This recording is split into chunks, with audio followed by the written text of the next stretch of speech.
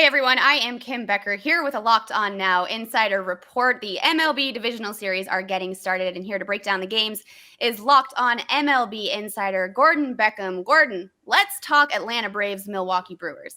The Atlanta Braves have won 88 games and the NL East in a season where the NL East wasn't the strongest division, while the Brewers won 95 games and the NL Central. What are your thoughts on both of these teams coming into this series? Yeah, I watched the Braves a lot. I did some commentating on them throughout the season, and the thing that I noticed is they were really out of it at the end of July, and then all of a sudden they made some great changes to their lineup, and all of a sudden their lineup got really competitive.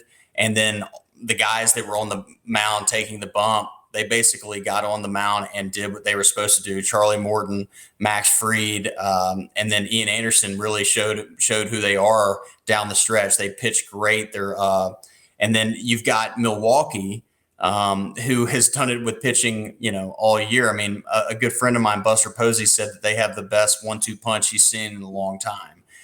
So you've got Burnes and Woodruff kind of there, and then Freddy Peralta right behind him. So their pitching staff is loaded. And then, a lot of big names in Milwaukee, not so much in Atlanta. I feel like Atlanta is kind of a team of, in a way, misfits. I mean, they got Duvall from Miami, and they got Soler, who was hitting under 200 in Kansas City.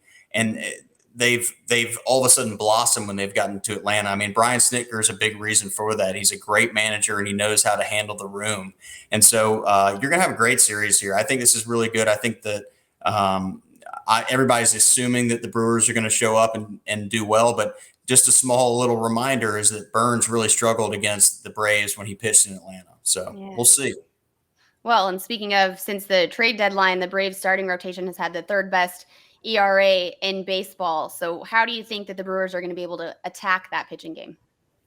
Well, the Brewers have got they've got pros. I mean, they've got pros at the plate. They've done it a long time. They're big names. Colton Wong, Eduardo Escobar. Just go down the list. Yelich is out there. I'm missing a few guys, but you get the point. They're really good. And when they can put at bats like that together, you have to be on your A game. So Atlanta has to really hit their spots. They've got to be doing the right thing on the mound, keeping the ball out of the air, because Milwaukee is a launching pad, just like Atlanta is. So I think if Milwaukee can just allow themselves to not chase, especially with Charlie Morton with the big curveball to start off, not chase that, make him throw it for strikes. If they can do that, get some runners on, put some pressure on the Braves, then I think it's going to be a good series for Milwaukee. All right, well, let's flip it over here, because we're not sleeping on the Brewers pitching either. I mean, they're pretty strong in that. So on the flip side, what do you think that the Braves have to hone in on with their offense?